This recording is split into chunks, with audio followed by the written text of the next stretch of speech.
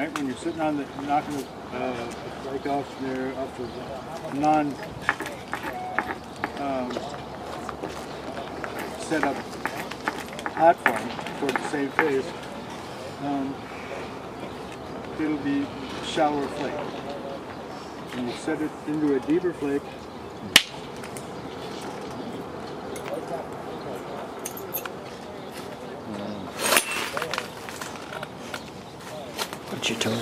When Francois Bourd was demonstrating, when someone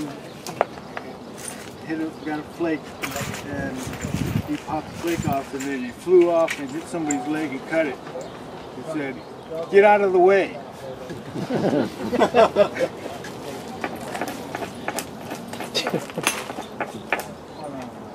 Flint knappers at some time were really important, and they were very egotistical. See that platform right here? The ridge right here?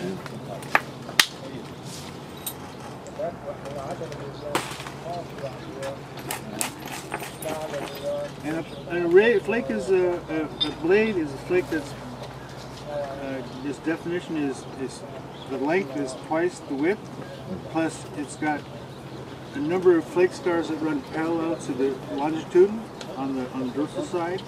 Right? It's 90 miles. And I learned this from Israel, and I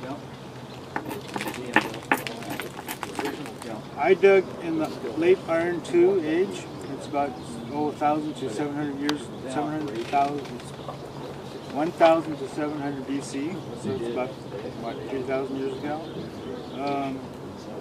They've had metal, the Copper Age, the Early Bronze Age, the Middle Bronze Age, the Late Bronze Age,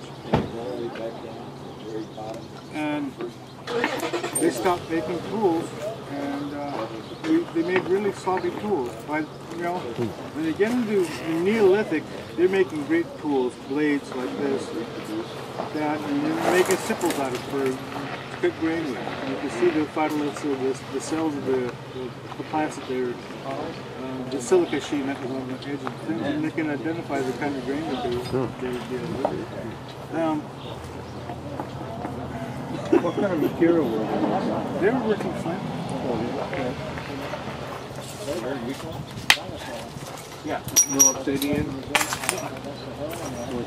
Obsidian was Vesuvius in that area there? No, obsidian was found in Turkey, and so the Egyptians had like death mask. They had obsidian pieces stuck in. When the people did something bad, they sent them to the obsidian mines, and that's where they died of silica. Silicosis, yeah. Either that or they bled to death. Yeah. So one of the blade core they made. I think they just do a little bit of. You find these other flakes on the side. Don't know what we didn't know what they were doing. Why did they make these ugly flakes? And you come over here. Not on my own. I was in high school. You got these thin flakes coming off the top of the platform.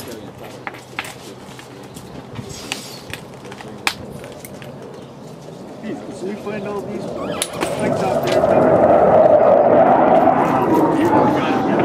So we realized what they were doing is they were not sitting up the platform. Yeah. So they come back over this way.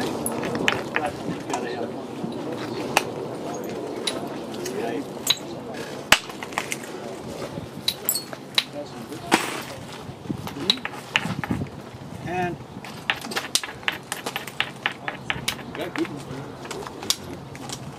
one thing you got to do is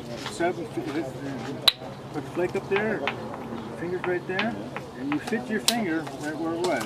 Okay, and the flake is going to come down to about here. Okay.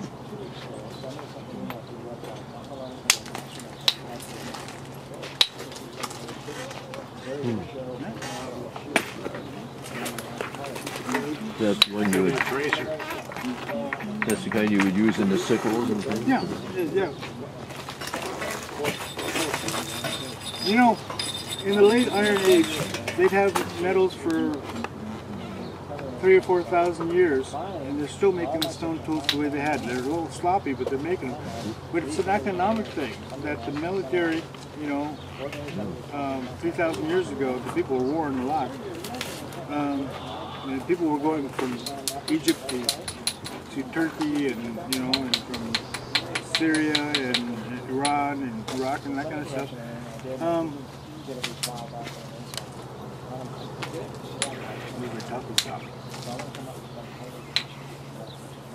Tool weapons, iron.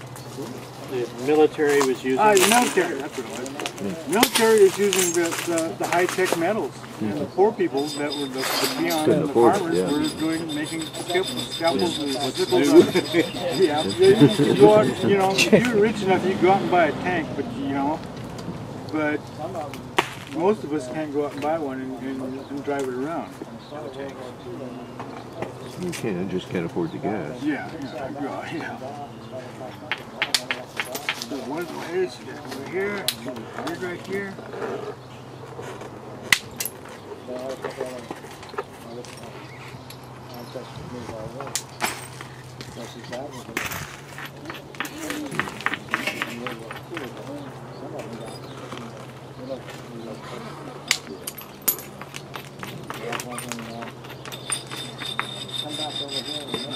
Okay. This one here, come off here and a triangular point here. Right. You gotta watch this guy. Yeah. Pay attention. Hey, Pay attention. trying to here.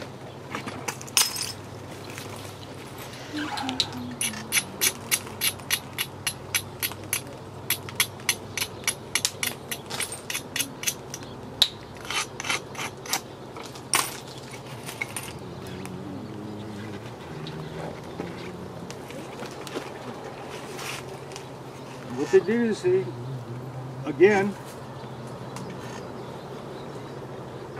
set the flakes up to the dorsal side. Okay? And no real work here, just a little bit.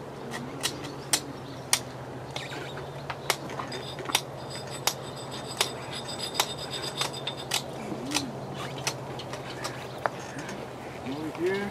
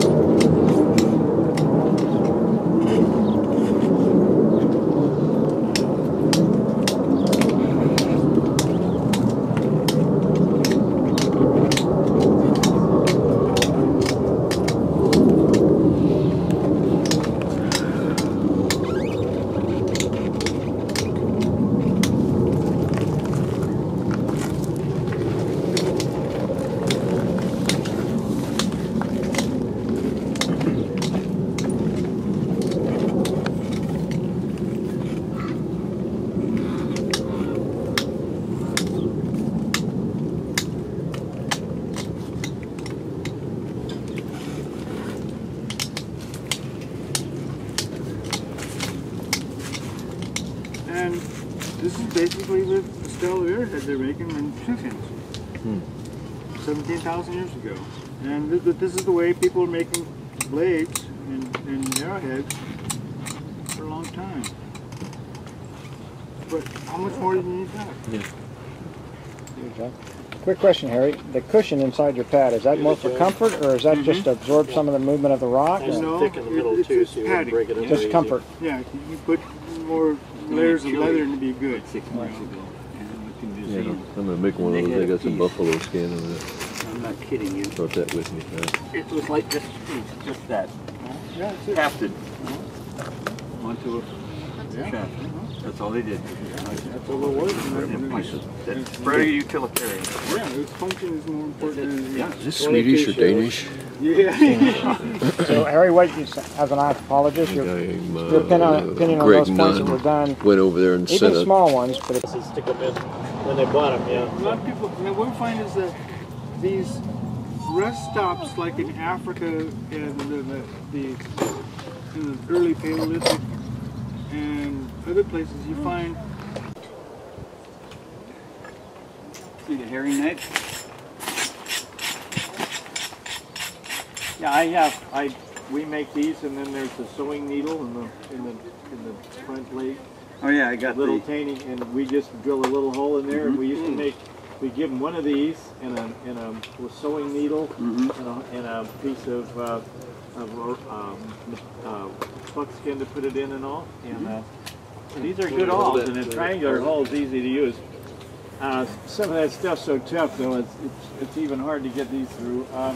These I saw you use this fish knife. Really? Yeah. We use them as just a regular awl. Pretty crazy, huh? crocodile head there.